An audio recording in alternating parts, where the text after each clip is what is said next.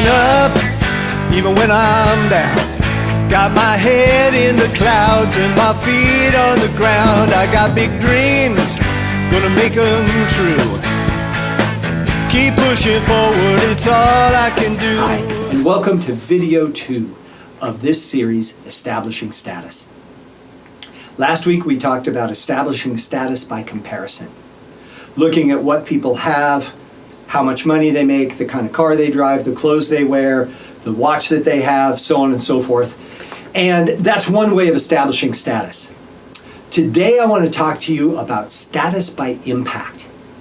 And this is a very interesting thing that we don't hear very much about, because status is always, so much in our culture is related to our zip code, house size, bank account size, car, etc.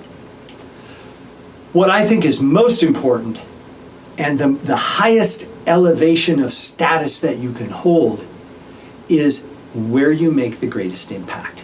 A friend of mine was the alumni president for Washington State University. It's in Eastern Washington, and it sits amidst massive wheat farms. One morning he gets a call from a local farmer, Bill. And Bill says, "Ed, I'd like to come in this afternoon. I have a little something for you. I wonder if you have some time for me." And Ed, of course, says, "Hey, no problem, Bill. I'm going to be in my office from noon to 3. Feel free to stop by anytime." And about 2 o'clock, Ed hears the door open and gets up, and here's Bill walking in. Now, Bill had just come off the combine. He was right off the farm. He had a dusty work shirt on. He had some coveralls and a pair of muddy boots. And as he's walking across the tile floor in the Alumni Association, he kind of stops and smiles and he says, "Ed, I'm really sorry. I think I might get a little mud on your floor." He said, "Don't worry about it, Bill. What can I do for you?"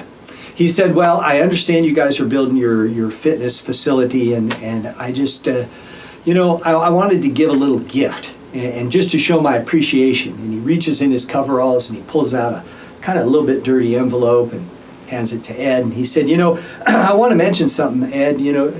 I'm just a farmer. I never went to college." He said, "I'm a good farmer, but I don't have a formal education. And every time you and I have gotten together, you have always treated me with tremendous respect. And I've never once felt like you were talking down to me. And I want to let you know how much I appreciate that. It means a lot." And they shook hands, and Bill turned around and headed out. And as soon as he was out the door, Ed, of course, opens the envelope. As he opens it up, a check falls out. He looks at it and almost has a heart attack. It's a check for $2 million. Bill didn't need to have a Maserati or designer clothes or designer shoes or anything that certain elements of the world would consider groovy. He was confident in his own farmer self. He was confident and powerful and impactful, wearing his work shirt and his coveralls. He felt comfortable being a farmer, and he was able through that to make a huge impact on many, many, many people. So my question this week is, where do you feel confident and powerful? Where do you make your biggest impact?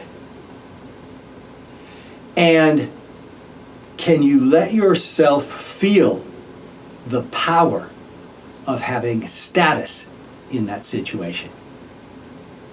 Next week, we're going to talk about take some time and journal on this. Really look at where you fit in. We are most powerful when we're most confident. We make the greatest impact where we're the most comfortable. Think about it. Journal on it. If you have any questions, feel free to get in touch with me. You can email me at toby@tobychristensen.com. Next week, we're going to talk about how you keep score. That's it for now. Have a great week.